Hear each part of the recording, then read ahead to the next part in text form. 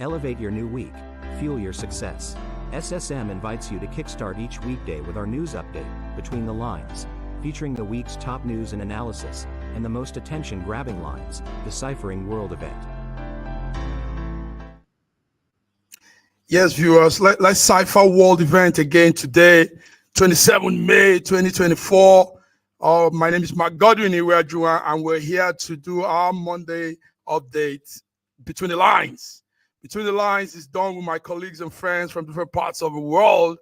Right here with me at the studio is Soyinka Raji. How are you, sir? Good evening, Massive Mark. Good evening, viewers around the world. Welcome to Between the Lines on Monday.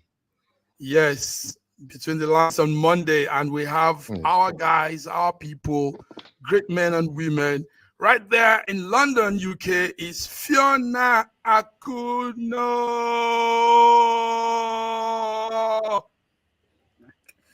You wonder how I'm pronouncing. I don't know. You're doing something very strange there. Welcome to all the viewers around the world. Thank you for having me.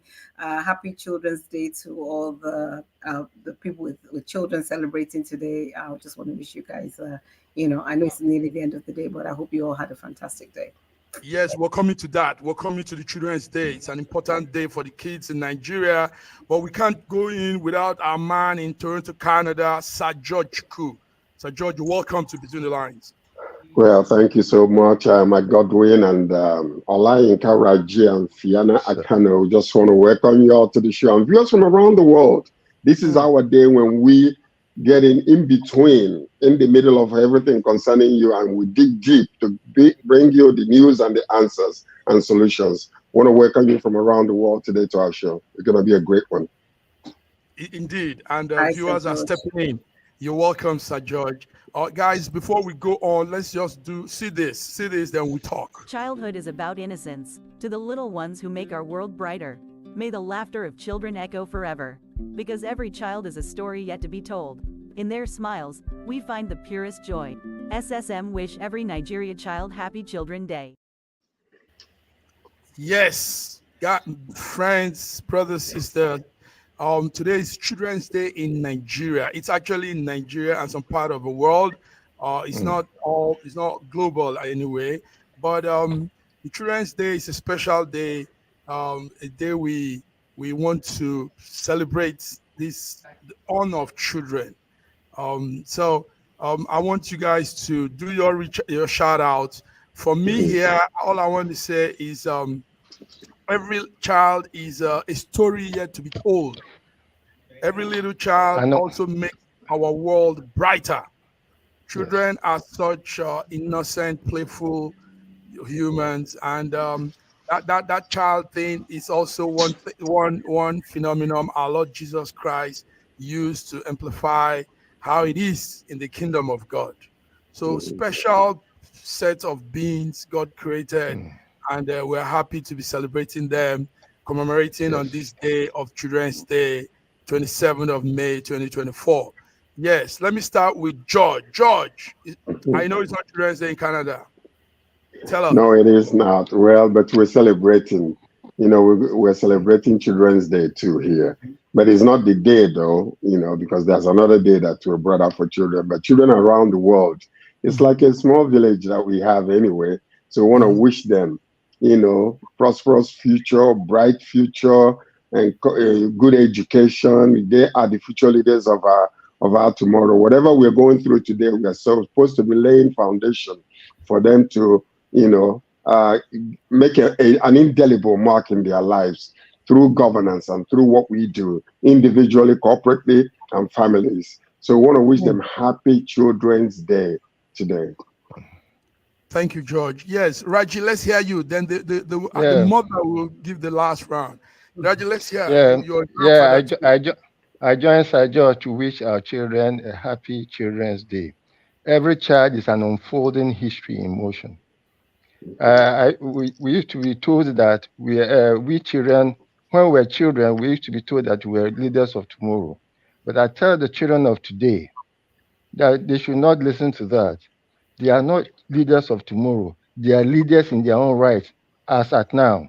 And therefore, they should take leadership position wherever they are, in the family, among their siblings, among their mates, so that they'll be preparing themselves for the future.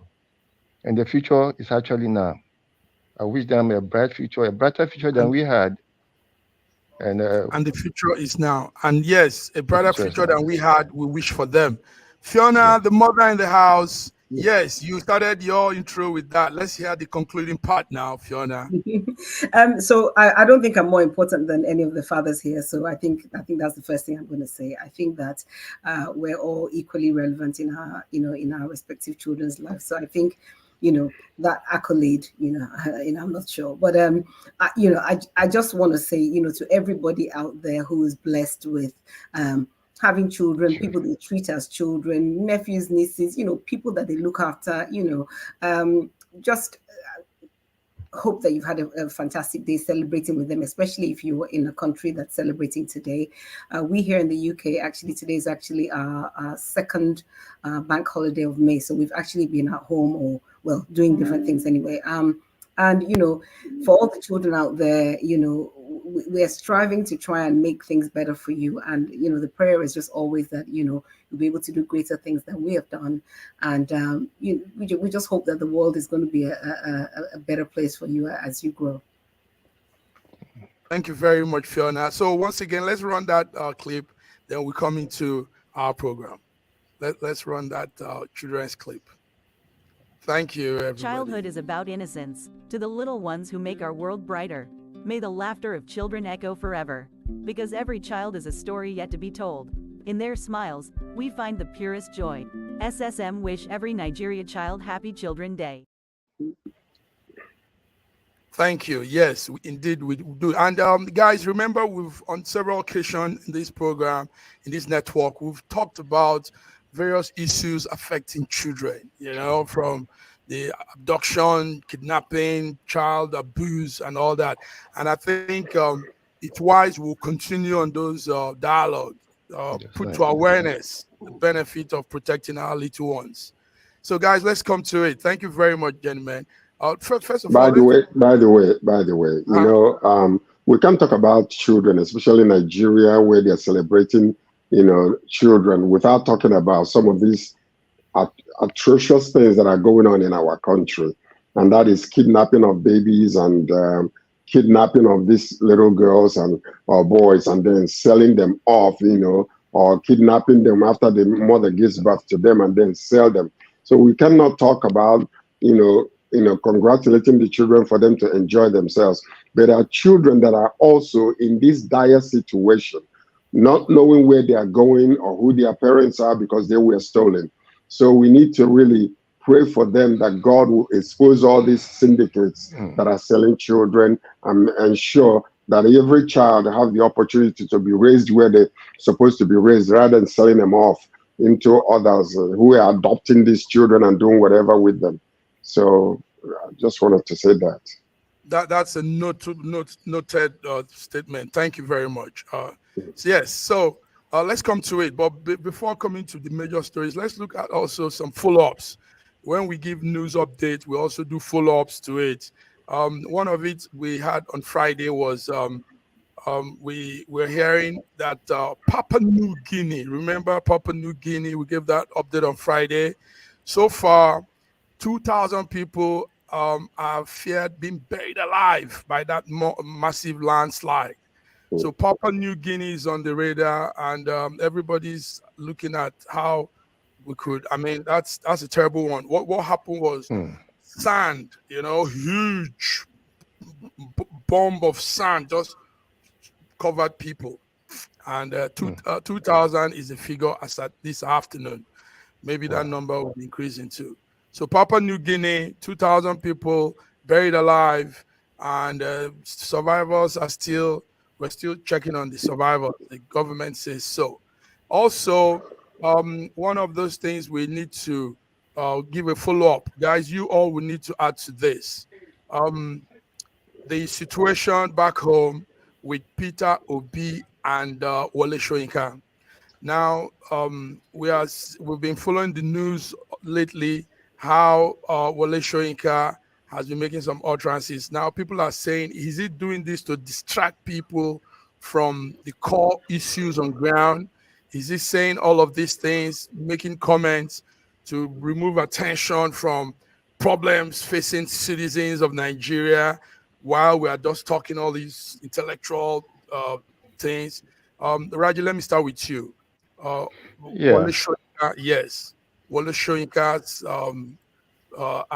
talk. Go ahead. Yes. Wole Soyinka is a respectable icon. He made a statement which is a personal statement. How it has become the center of national discourse, I still do not understand. But it seems as if Nigerians are more interested in things that take their attention from the very, very serious existential issues that they have. So they would rather chase shadows than face the substance. Wole Soyinka made a personal statement. That's all. That's all. So I don't see how. But it's not really all. A personal statement. How can you be making a personal statement when you're putting down somebody who has done nothing to you, but you choose to continue to disrespect yourself as an icon in our community, talking like a child, and then when people come and insult you, you want to pretend as if they're it is the function of the emotions are just no, it's not that. No. If you are a respected individual, listen, respect is reciprocal. If you demand respect, you must act respectfully. Do you understand? So you don't come out demanding respect from anybody. Well, then, when people are attacking him for making such stupid, unwarranted statement, he should not be angry. He should not make any statement. He's not angry. He's a respected man who everybody respects, but he's not respecting himself. He's not asking for any himself. Wole Soyinka is not asking for anybody's respect. Why is he complaining? He's not complaining. Wole Soyinka is not complaining. He's complaining. Yes. He's not. Let's get to the root of the issue, so our viewers understand what's happening. Now, what happened was Wole Soyinka came on an interview and claimed that Peter Obi, the LP presidential candidate last election, his followers, that they call them obedient, the obedient the obedient followers. His followers are attacking him, Wole Soyinka, and others that oppose the 2023 presidential election. So Wole Soyinka is saying that the followers of Peter Obi, the obedient, are being rude to him.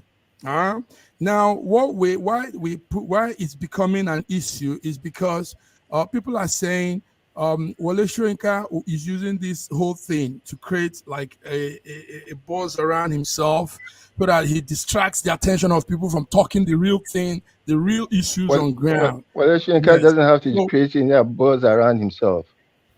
The point is this: what kind of? Okay, let me ask you a question, now, Raji.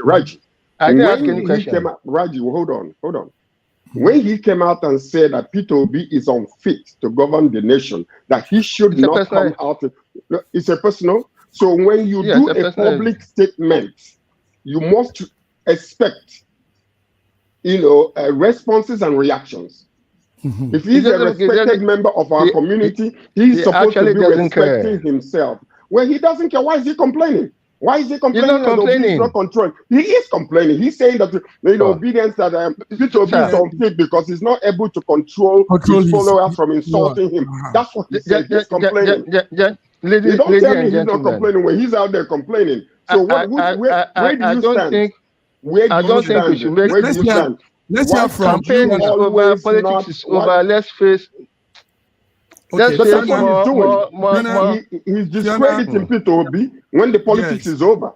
Yes. Fiona, the talk here is they're insulting somebody, not controlling your crowd, not controlling your followers.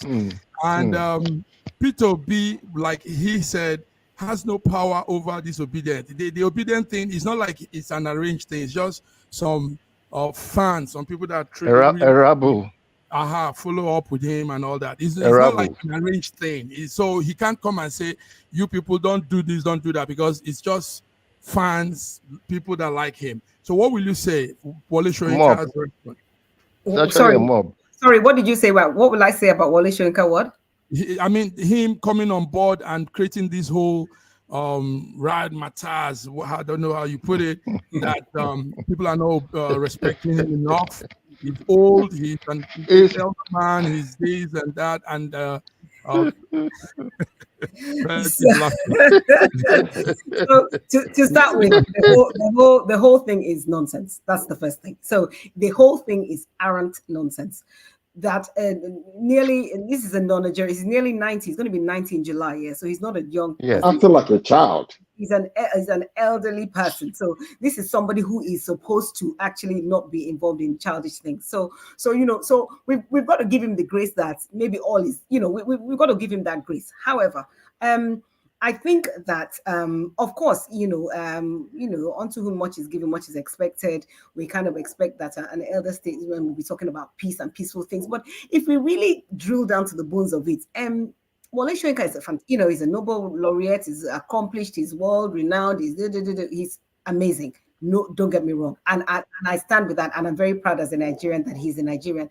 However, for we people, we know that his antecedents and his history is not steeped in being holier than thou or being perfect. So we just, if that's the person he is, that's just, for me, that's the person he is. I don't think it's very nice to speak to someone's personal person. I don't think it's a very nice thing to do. It's not a nice thing to do, but we all do it. We all have our opinions and everything, and he's entitled to that opinion. If that's what he feels, that's what he feels. But I don't think it's enough for the nation to leave our coastal highway, to leave our children being married off, to leave. I just think it's absolute nonsense. And for me, the whole thing is a distraction.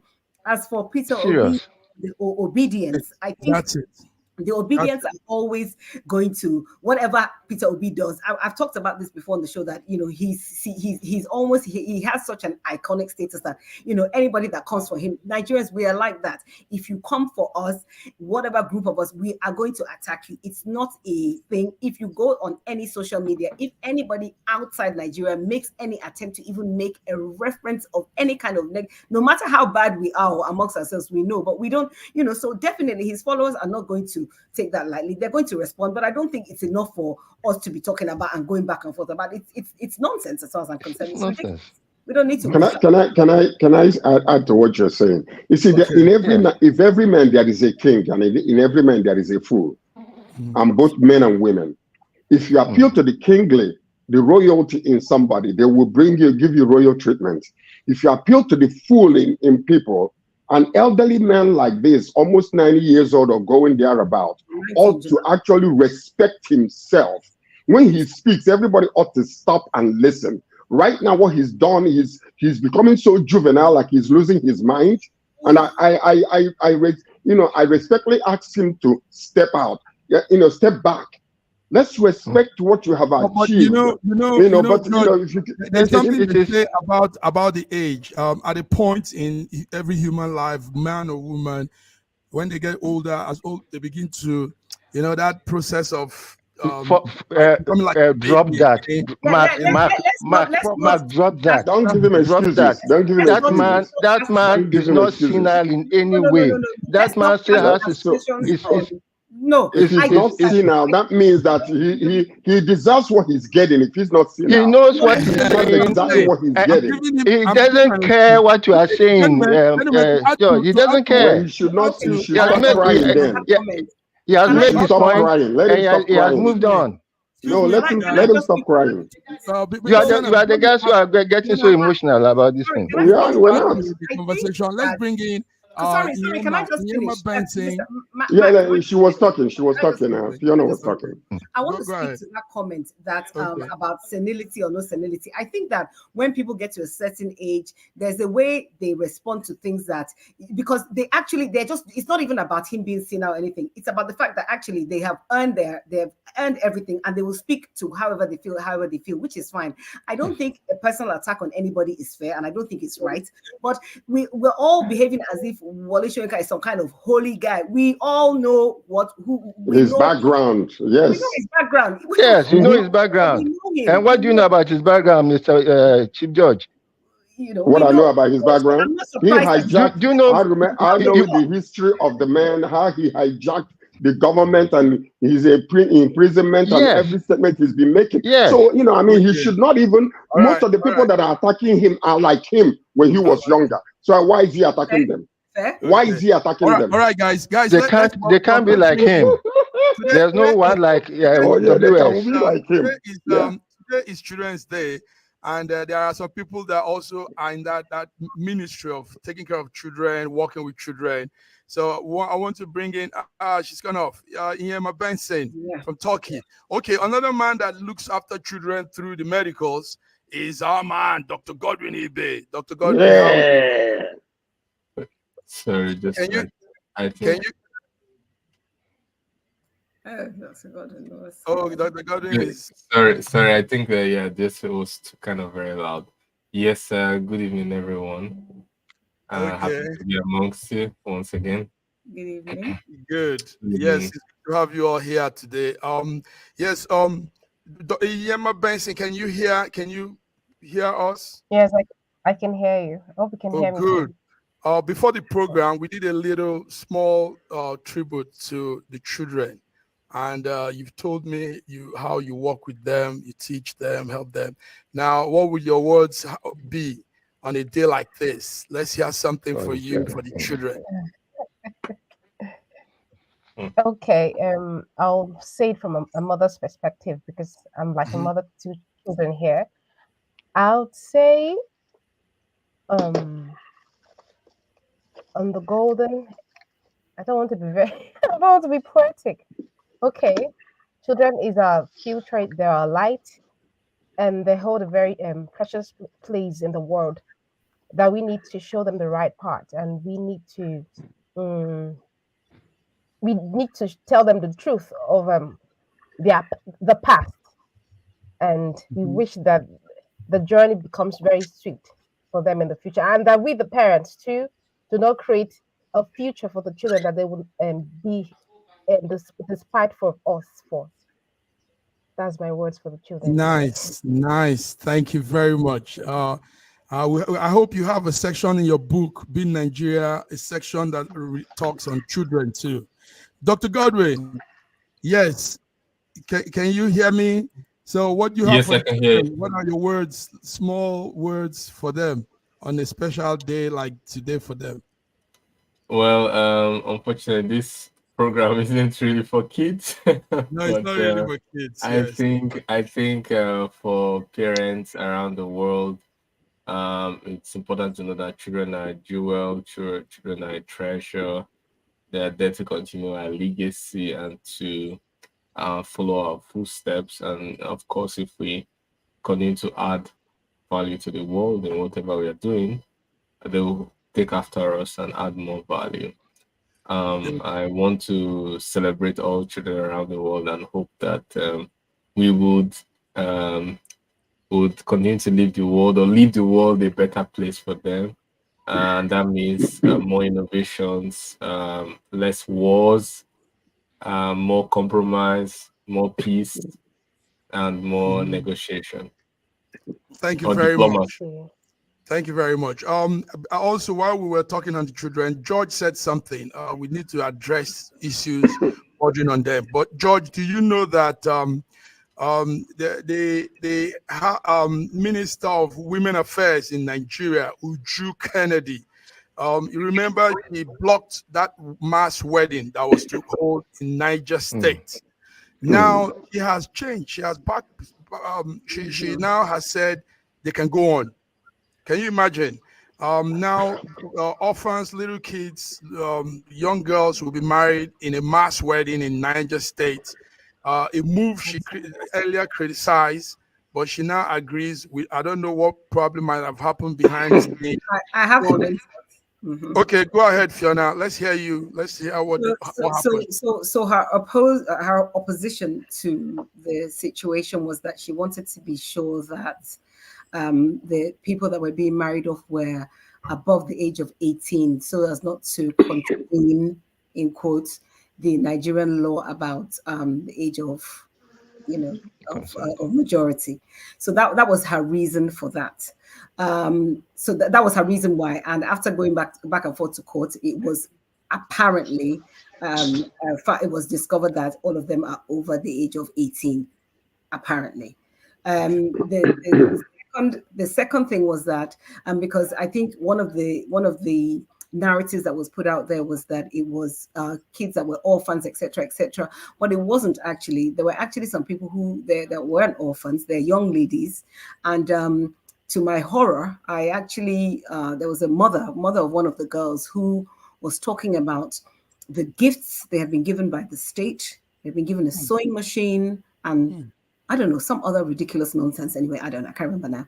But and I just thought, so it's sometimes quite frustrating to battle for a cause when even the mothers are saying, oh, the state really helped us. They gave some ridiculous nonsense. So I understand what Uju Kennedy-Ohanenye was trying to do. I get it, and I understand why she stood up in opposition. I can imagine that behind the scenes, she had a huge, massive opposition from some of the powers that be, because in that part of the country, this is happening on a daily basis. So it's unfortunate. So if they're orphans and they don't have any quote unquote family or any people acting in the capacity of family, etc., etc., it's unfortunate that this is the life, this is the life that they've ended up in. But if according to because the narrative now is, oh well, they agreed, that's what they wanted to do, oh blah blah, but we all know that life in the care system anywhere in the world, even in the West, the care system is not the safest or the best place for somebody to be in. So goodness knows what trauma has been visited on these young women. It's an unfortunate situation, but it is. Thank you, Fiona Akanu, thank you for that dig up. You did it well. Nyema, do you want to add to this thing? You're a lady, and sure, ladies younger than this will be forced into marriage, and Fiona has broken it down, told us how they probably manipulated them behind the scene, backdoor arrangements. Tell us, what do you think, Benson? Okay. Like Fiona already said, that she wondered what they might have gone through, like the back door. I sympathize with these girls, because for me they're still kids, and being that the first thing the government they thought of to do for them was marriage is very depressing. Like, why not school? Why not just send them to learn like handwork, hairdressing, tailoring? Why not that? Why marriage? Why is it so important? Now that will make me to think, okay, yes, they want them to give birth so they have large numbers for votes or something like that. That's why it's driving to. It's unfortunate that even mothers from that part of the world are being brainwashed to believe that the first thing a girl child needs when they turn 18 is marriage. Whereas they're tailoring jobs, they're orphans, they have nothing. Why not just make them rich, like have something in their bank account before thinking of marriage? I think at this age we need more knowledgeable people than just giving birth all around. I'm not saying giving birth is bad, but that's not the first thing that should have been given to them first. They should be giving them education, something to hold on to. I think. Can I? Sorry to interrupt. Can I just interject that also? The state has said that for all the people that got married, they're going to give them a certain amount of money for the next 6 months. And I don't know, I think some kind of education or training or whatever. It's absolutely ridiculous. I don't know how this is. So this is, to me, this is what they're saying is this is our substitute for a social system where people should be looked after without being married to some, I don't know, 100-year-old man. I don't know. It's ridiculous. How long would that money last for them? It's only for 6 months. The payment is only going to be made out for 6 months. It's nonsense. I remember the last time too. They gave marriages. I think with 80 million naira to marriages to families, and they gave them beds and all that. It's pathetic. It's crazy. Now, guys. Thank you, ladies. Thank you, ladies. Guys, now let's talk with ourselves. What do you think could be a solution to all of this? I mean, it's really nonsense. The word nonsense is not an abusive word. It's not curse. it is how it sounds. It is. People Africa need to realize that I mean, our numbers are growing every day. Every day, Nigeria, 200 and something million people, but no plan for that number. We're just giving birth, doing more things to give birth. Sir George, let's talk. Let me come to you. What do we do with this? This is where religion and politics and culture clashes. Because this is something to them is really nothing. This is something they do. They do family arrangement, marriages and all those type of things. The question here is, who are they marrying to? Do we know the low-life men with no? Okay, who are they marrying to? Is it possible that these people that they are marrying to are those who were insurgents? So some of those terrorists that are so-called rehabilitated individuals, in order to calm them down, then they'll find them young damsels and give it to them and pay them for 6 months. You see what Onyema was saying is really the key issue. With regards to Uju, who is that minister that changed her mind, I can guarantee you it was nothing but a force through the presidency that came to her and said, "Thus far, no further. Don't get yourself involved in something that doesn't concern you. Back off or else." And that's exactly the reason why she came. She responded quite naturally as a woman and a caring mother or a caring, successful lady. But now you see they already gone back or say, what is your problem? Why are you getting involved in something that doesn't concern you? Are you one of us? We know that you're a minister, but these are the things that you see in the government.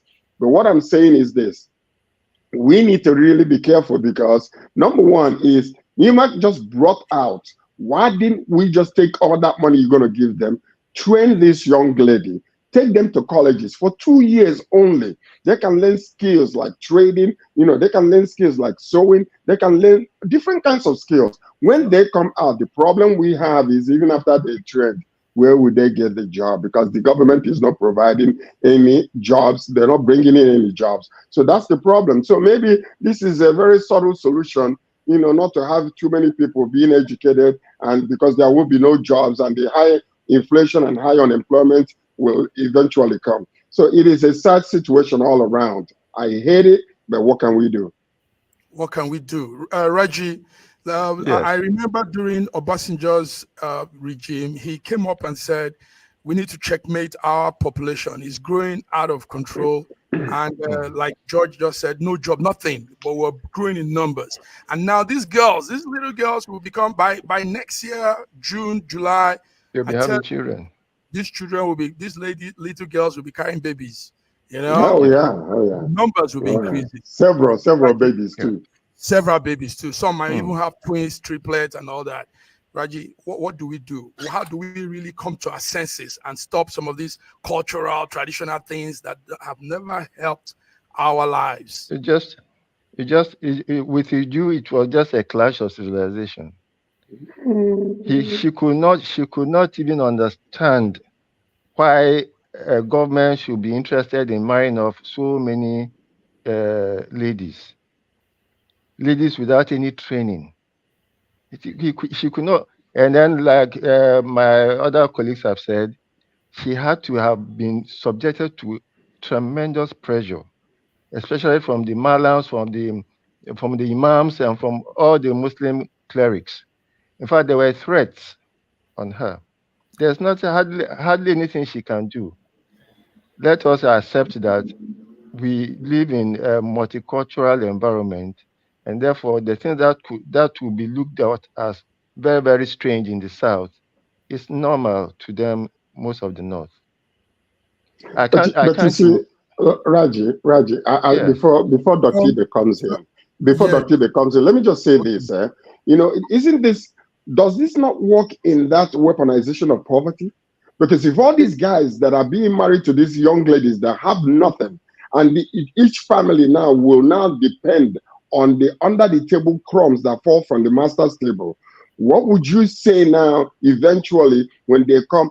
We paid you for 6 months. Okay, we need to give you a bag of rice. We want you to do thoughts and thoughts. What do you think they will do? They will obey those people. Would they not? Because it's weaponization of poverty that is the way that they have been governing us, making sure that the masses are poor. So whatever you give them, not is no longer their right. It's just like, I am, Father Christmas to you. Sir George, unfortunately, this attitude is seeping down to the South. In previously, there's no child in the South who will not be looking forward to being educated, at least in some vocational education, that will make the person essentially self-employed. But the politicians and our leaders have deliberately weaponized this poverty because they have a lot of people that they can control. Now, until we actually take this restructuring very seriously, and to ensure that, look, every state, every region has full control of its resources, and therefore also to be able to curtail the influx of aliens, supposed internal aliens, who will be streaming down from the north to come to the south and just be hanging around. You cannot transport your poverty from the north to us in the south. Something has to be done. Something has to be done, and it has to be drastic. It has to be drastic. It started with the deportation of Osun State people from Lagos. It should have started with the deportation of the hundreds of thousands of beggars who are just roaming the streets of the South.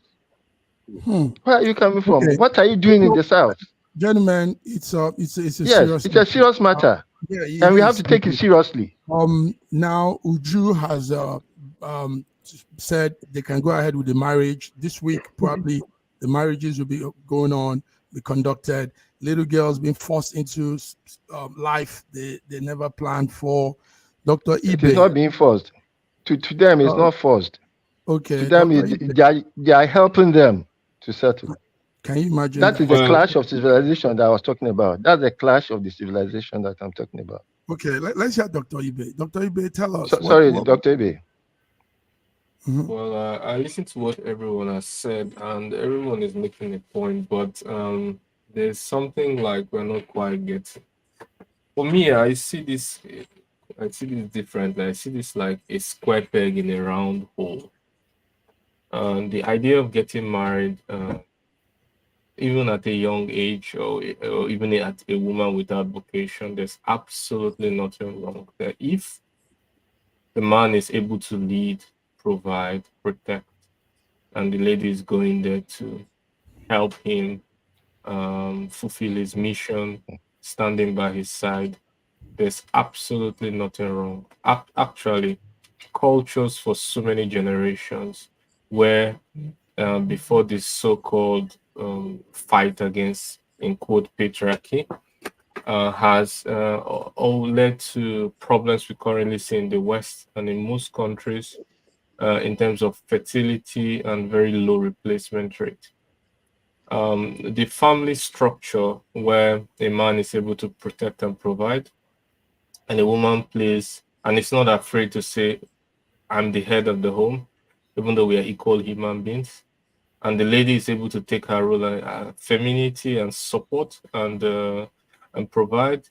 That family structure has been the best formula that has worked for so many generations, leading to prosperity with men and women working together to provide less criminals, less psychopaths, and less, degenerates in the society. But the issue is that we're having a square peg in a round hole, in the sense that we have too many unemployed. We are not having a problem with replacement rate in Africa, in Nigeria, and the men are not certain to be able to, we are not certain that they're able to provide, protect, and nurture. And this is the problem. So we have to look at it not from a modern neoliberal kind of perspective where a woman has to, like, as if the career is the most important thing. It's not the most important thing. You can actually play your role in a relationship or in a family unit and still be very, very successful. Thank you. That's the way I look at it. Yes. Can I add to that? You look at it very well. Yes, George. Yeah. Just 1 second. 1 second. I will agree with Dr. Ibe if all things were equal in our country. I will agree with you. But all things are not equal, and that's why I'm glad that you put that square hole, the square peg in a round hole, because all things are not equal, and this is nothing but a politics that they're playing. The same reason why they go to central part of Nigeria and all the Bauchis and all those the Josa, and they're clearing the population there and replacing that population with other people. That is the same strategy that they're using in doing all of this. The point is this: number one is, if we know for sure that each family that is getting married, one of them is educated, or one of them have a very sound, good job, then it would be a different thing. But what you are seeing is they bring all these people out, and I can guarantee you, if it is checked, most of the men that are marrying these young ladies are terrorists, the so-called rehabilitated terrorists. There is no question about that, because any sound man, any cool-headed man who has control of his family should not be given a wife. They will go and look for their own wives. So what is this about packing all these young people and putting them all together? It tells you exactly what it is. It's so sad. It is sad. It's sad. I'm serious, and it's laughable. Thank you, George. That is laughable. It's sad. Guys, let's do a small break. Yeah, concerning what week, fuel your success. SSM invites you to kickstart each weekday with our news update, Between the Lines, featuring the week's top news and analysis, and the most attention-grabbing lines, deciphering world event.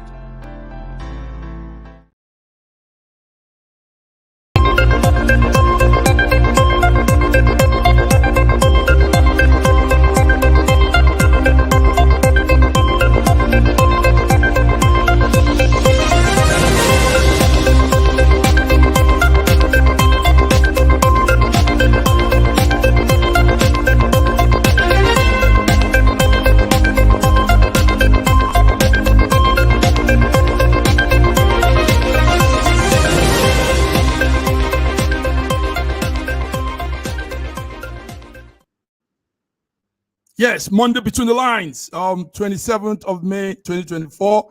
And yes, we are checking the lines. In fact, you can see right behind us particles of lines.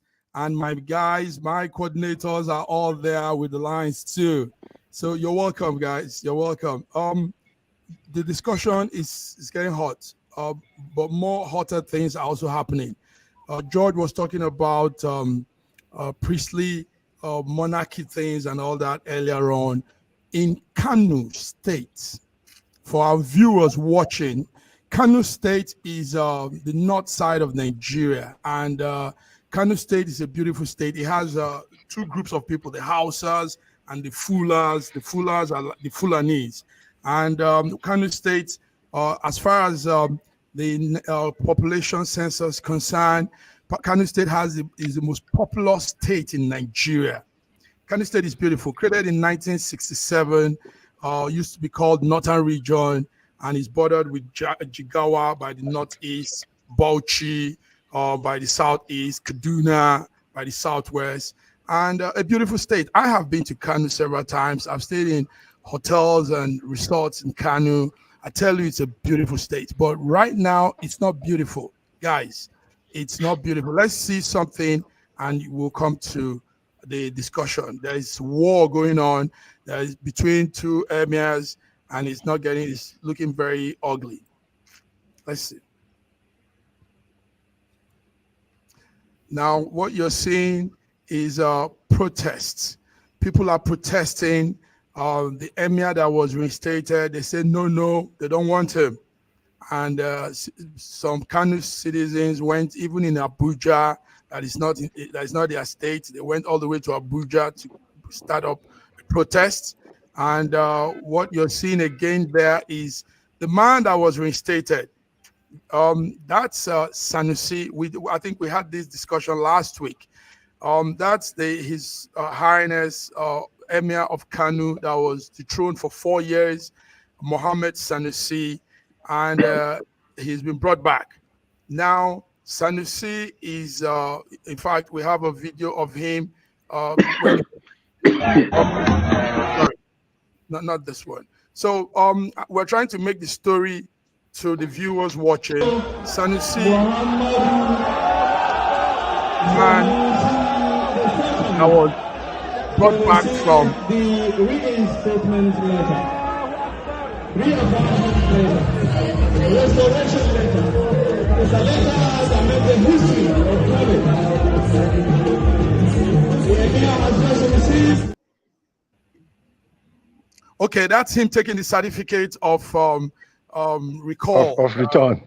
Whatever you call it. But meanwhile, while all this is playing out, gentlemen, viewers, the man, the other man that was the emir, that was also taken off, is still parading himself as the emir, and that's Emir. It's called Adobayaro.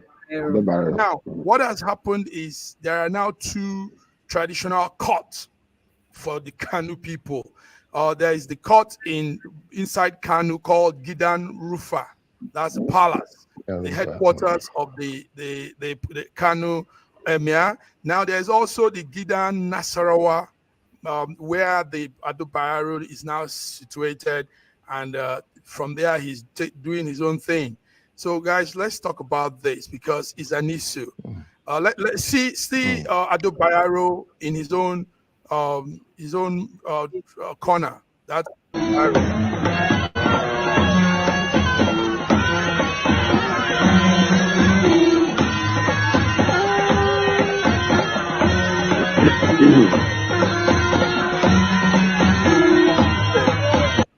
so.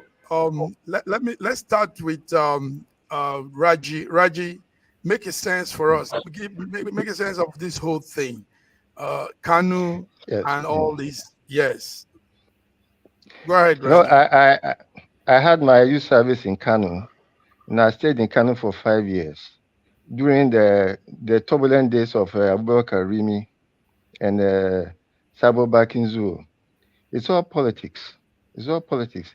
No, what happened then was the creation of 4 other emirates out of Kanu, the emirates of Rano, of Bichi, of Gaya, and another one. Mm-hmm. Now, when you look at the history of the Hausa, the original 7 Hausa states included Rano.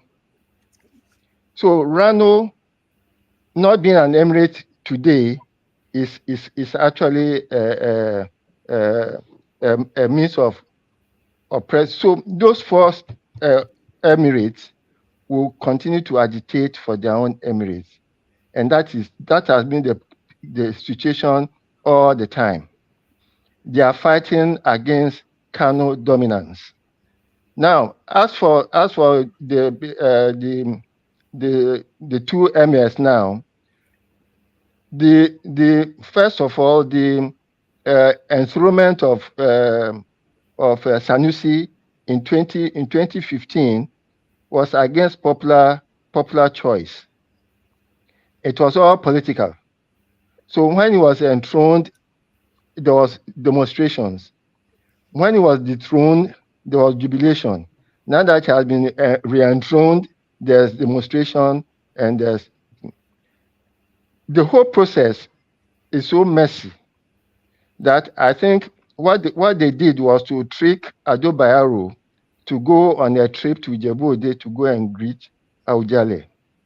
While he was away, they now made all those moves so that he will not be in the palace when Sanusi comes back.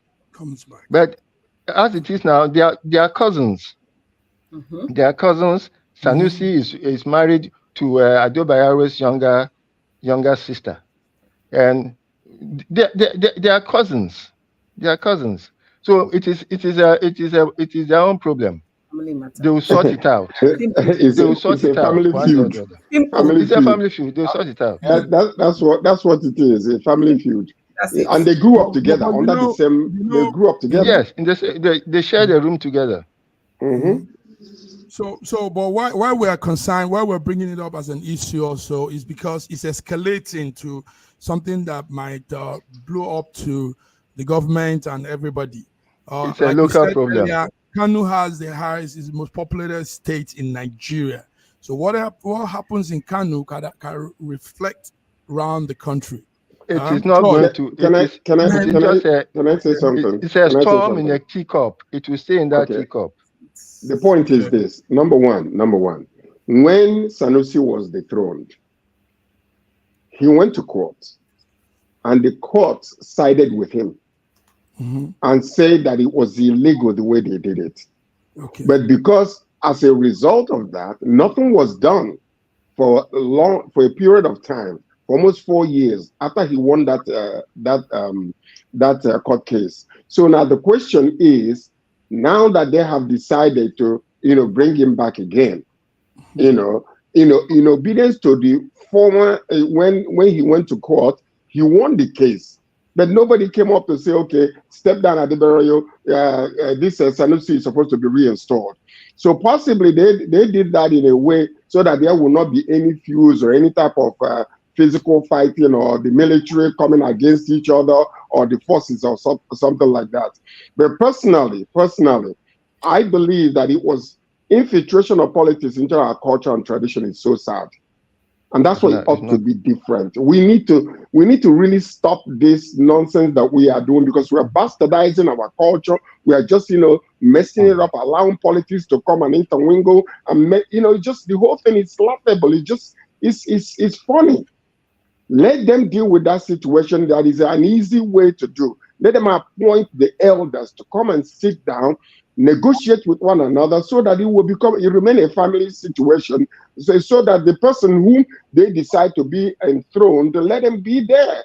Now, if they're going to give this man another section, to be ruling, maybe they can do that. But for now, it is so sad, because what I'm seeing is the beautiful culture that we have is just being messed up by politicians. And it is a sad day. Thank you, George. You're far away, but you're still following this situation. That's a good one. Now let's look at something that matters also. Still on this whole thing, the government has been called up. Abubakar Atiku said the federal government is mainly his hands into this situation, and it's not right. Now the protesters in Abuja are saying federal government is involved in all of this dethronement, restatement, and all of this. Godwin, do you think that we know traditional things are for states, not government, not federal government? Now, is there some kind of interest from the federal government on who's Kanu's emir? Because that's a big seat.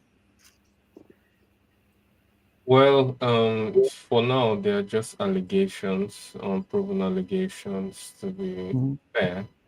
But I'm not certain that the elders may be able to resolve it, because they're not unbiased, and it's difficult to maybe to get all the elders that will be unbiased and would reach some kind of compromise, at least to in a method or result that will be acceptable to everyone. Wherever you have human beings, it's impossible not to have politics. I mean, there's no culture without politics. The monarchy in England has politics. Otherwise, we don't have, what's her name, who comes to Nigeria recently. What's that the couple again? Harry and Meghan. Yeah, Harry and Meghan. Fiona's friend. Sorry. Let me just finish. Okay. I haven't finished. And also, the Muslims, for example, the Sunni and the Shiites, decade generation long. But I think the way out is to recognize that everyone has right to self-determination, even those traditional people, and let them decide. If there's a way to democratically get an idea of what the people want and give them their wish, I think it will bring long-term peace than people imposing the wishes on them. This is my opinion, but I could be wrong. I don't think you're wrong. You're not wrong. No, you are not too far from it. But the initial enthronement of Sanusi was not according to the kingmakers. Yes, He was enthroned. It was enthroned because of the politics of having to get Jonathan out. He was enthroned to spite Jonathan. Well, I don't know about that. I know, not really. I'm telling you that. He was okay. Let's not go too further. Fiona and Yema, do you have anything on this? Yeah, I mean, so. So I think I align with what Dr. Gordon said. I think I agree, you know, with a lot of what he said. But I think my personal feeling, while I'm a big Lamido Sanusi fan, of course, he's a KCOB, so of course, shouts out. But I think, for me, all this is family quanta at the end of the day. So for me, I'm an equal opportunity anti-monarchist. So I'm anti-monarch here, I'm anti-monarch anywhere. So so for me, all these things to do with monarchy, you know, I'm not really interested. However, I will say one thing, that I feel that the politics and the politicians of and the government of Nigeria are being very meddlesome in traditional core values. They've been doing it in Edo State. It's happening in my state. This is another state it's happening. I think the politicians are trying too hard to control the whole customs and traditions. And I think that is the underpinning issue that we have in all these sort of situations. So that's all I have to say. And I'll add that. So exactly. Okay. Go ahead. It boils down to the same structure we have on imposing leadership online, like the federal, like the way the election last time was imposed in Nigeria, the presidency. So I think it's the same thing they're doing too in the traditional rulership. So I think the government, like I said, no presidency was imposed. Like this. It was. It was. It was. Let's not disturb our flow. It was. Thank you, Emma. Yes, we know how it is, but you know, how won't you know? Gentlemen, let's go to the last gist here. A newsbreaker came in this evening and says federal government has Air Nigeria. That's very cranky. That was a scam. Yes. Scam. So Festus Keyamo announced this evening, and I think it's time we really do the needful. What you see there is the so-called Air Nigeria. Now listen to this, guys. All of that thing you see is a wallpaper. When the wallpaper is taken off, what you will see is Air Ethiopia. So this is just a wallpaper, and guess what? To put this wallpaper on all over this plane, they said it cost 40 million to do just it on one plane. You know, now this is our country. This is Nigeria for you. The Minister of Aviation then did all of this very, very. I mean, it's even childish. You know, George. They did not even respectfully take the colors of Ethiopia out of this plane. Okay. Can you just imagine the insult, you know, to our nation? This is why we are dancing to the Emirates, you know, saying, "Oh, it is a good thing. Let's clap for them because they came back after insulting our president." You know, this is all in the name of what is my question. Nigerian Airways died many years ago, and it's been buried. And all of a sudden, before the change of the government, they budgeted, you know, millions of naira, billions of naira just to do this nonsense. And this is one of those things that, you know, is happening in our country. We are people of now. That news that came out and we condemned it. What happened to the money that was budgeted? What happened to everything that was said? We ignored it. It just died away. If it wasn't for this, why are they coming up with this again? Is it not because of APs? Is it not because of APs? So why are they coming up again? You see, because this is some of the things that we really need to pay attention to. If we need to be one Nigeria, let's be constructive. Let's look in the same direction together, rather than this nonsense that we are playing called village politics. It is so sad. what actually happened was that, you see, Air Nigeria was put up for bidding, and we were looking at two airlines. We were looking at Qatar because Qatar has so many planes that they could lease, and we were looking at Air Ethiopia. However, because of the Nigerian politics and the way we do things, Qatar opted to go out, so we were left with only Ethiopia.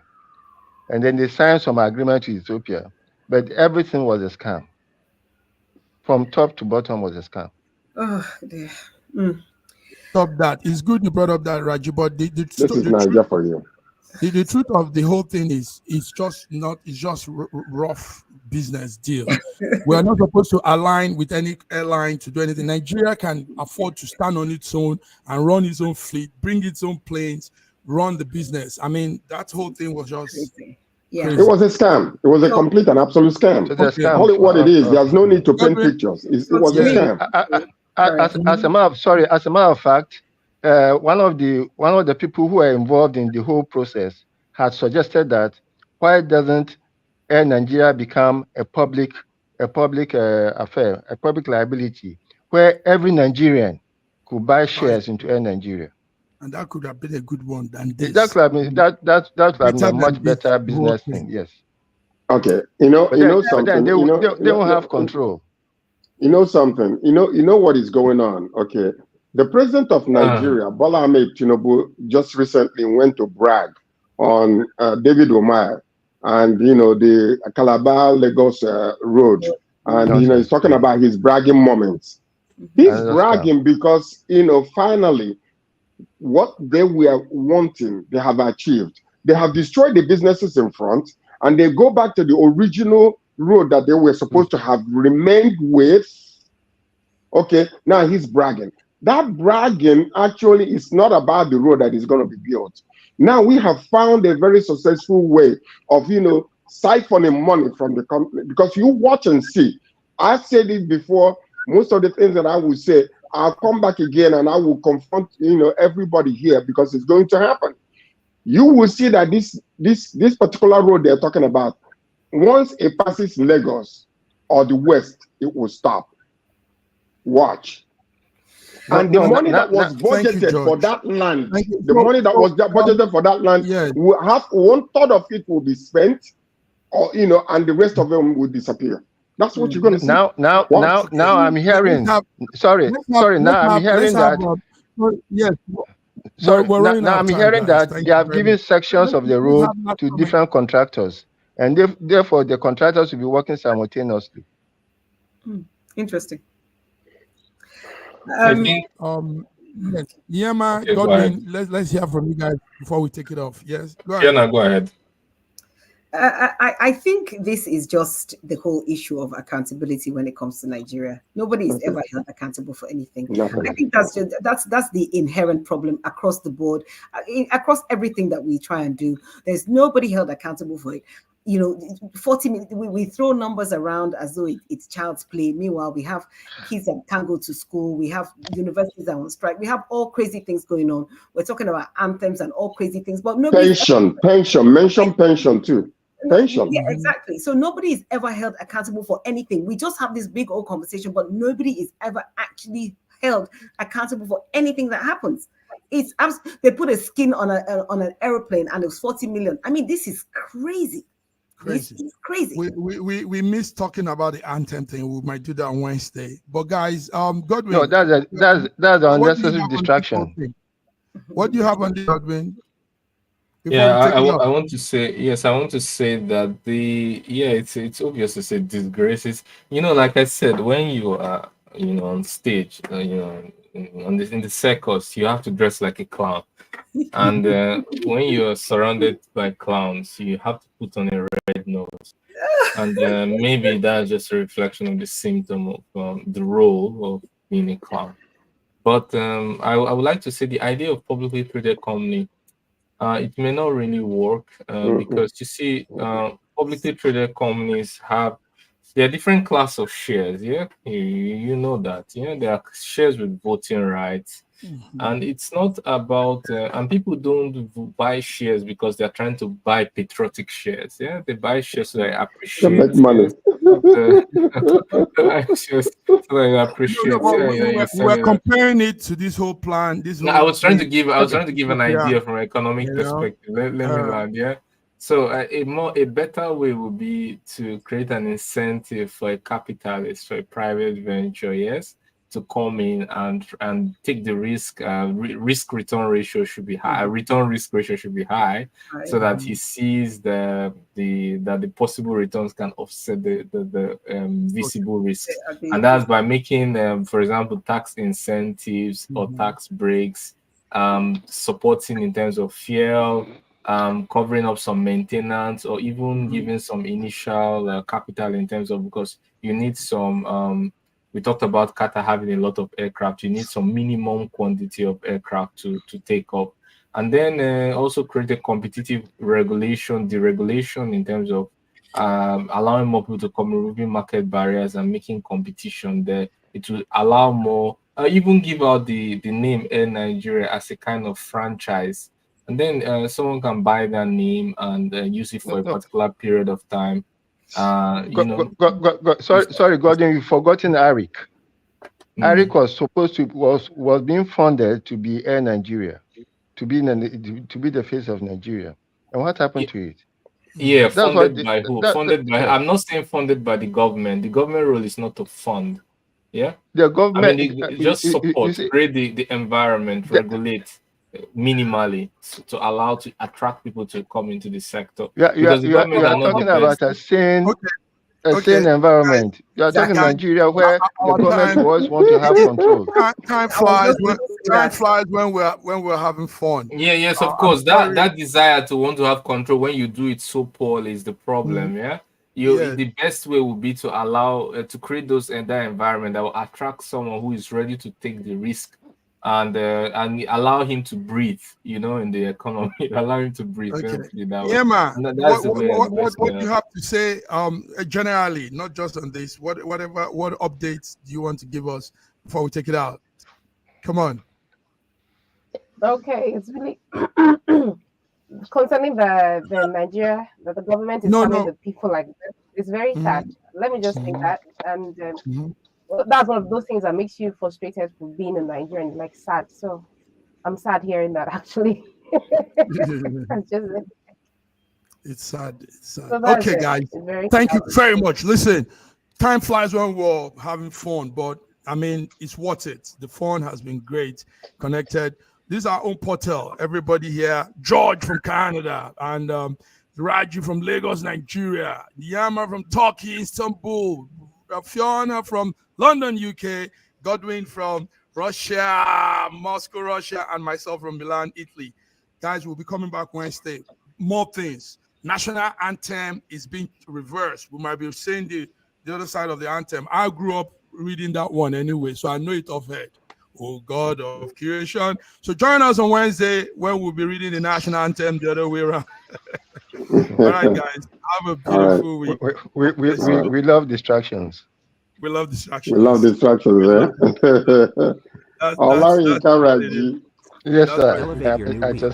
Fuel your success.